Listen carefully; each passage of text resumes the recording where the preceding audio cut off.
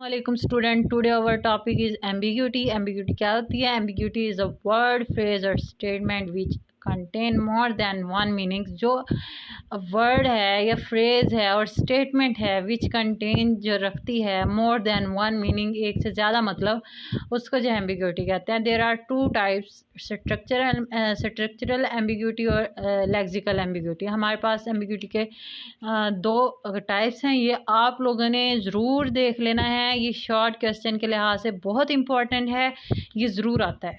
आगे हमारे पास है स्ट्रक्चरल एम्बिग्यूटी। स्ट्रक्चरल एम्बिग्यूटी क्या होता है? A sentence that have more than one meaning. जो सेंटेंस एक से ज़्यादा मीनिंग रखता है is called ambiguity and that type of the ambiguity is called structural ambiguity. उन्होंने कहा कि जो सेंटेंस एक से ज़्यादा मतलब रखता हो।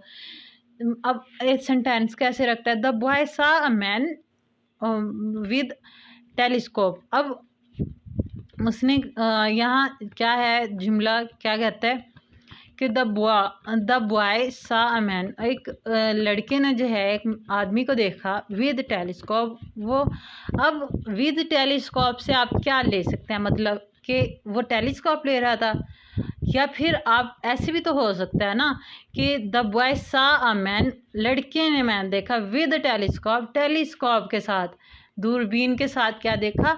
आदमी को देखा, या दूरबीन उसके, या ऐसे भी इसका मतलब आ सकता है द बॉय सा अ मैन, मैन देखा, मैन विद, द बॉय सा अ मैन, बॉय ने देखा, द बॉय सा अ मैन विद टेलीस्कोप, एक आदमी विद टेलीस्कोप जो कि टेलीस्कोप लिए हुए था। ये दो मतलब रखता है, तो इसको हम क्या कहेंगे? स्ट्रक्चरल एम्बिग्यूटी इसको कहते हैं। The mother punished her daughter. Mother ने जो है अपनी डॉटर को, बेटी को जो है पनिश किया बिकॉज शी वॉज ड्रंक।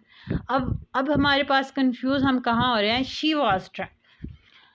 अब ड्रंक किसने? माँ ने पनिश किया बिकॉज, क्योंकि शी वॉज ड्रंक। अब शी वॉज ड्रंक, माँ ने अब शराब पी हुई थी या बेटी ने शराब पी हुई थी? ये क्लियर नहीं हो रहा। माँ ने पनिश की, शी वॉज ड्रंक, क्योंकि उसने पी हुई थी, क्योंकि उसने पी हुई थी।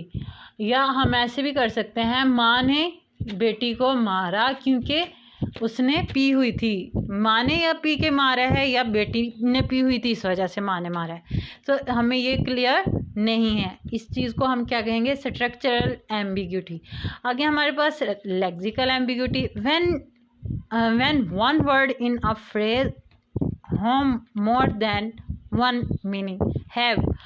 अब when one word is in a phrase, एक फ्रेज में जो है मोर देन वन मीनिंग, वो एक से ज़्यादा मतलब रखता हो, तो इसको जो है हम लेक्सिकल कहते हैं। अब वर्ड तो बहुत ज़्यादा हैं, कि बहुत से वर्ड हैं जो हम अक्सर जो पढ़ते हैं, पेयर ऑफ वर्ड्स, ये हमारे इसी में ही आते हैं कि वो एक जैसे वर्ड होते हैं लेकिन वो मतलब जो हैं मुख्तलिफ रखते हैं, या एक स्पेलिंग्स का थोड़ा बहुत फ़र्क हो जाता है कुछ में, लेकिन कुछ वर्ड बिल्कुल सेम होते हैं। जैसे कि bank.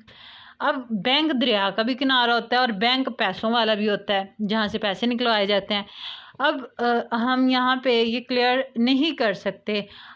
I am standing at the bank. अब हमें क्या पता कि वो मैं खड़ा हूँ बैंक पर। अब मैं किसी को बता दूँ कि वो बैंक कहाँ, दरिया के किनारे या बैंक में खड़े हैं, तो हमें ये क्लियर नहीं होगा। तो इसका क्या है? दरिया का किनारा है, पैसों वाला, ये हमारे दो एक सेम वर्ड हैं, इसको लेक्सिकल एम्बिग्यूटी कहेंगे।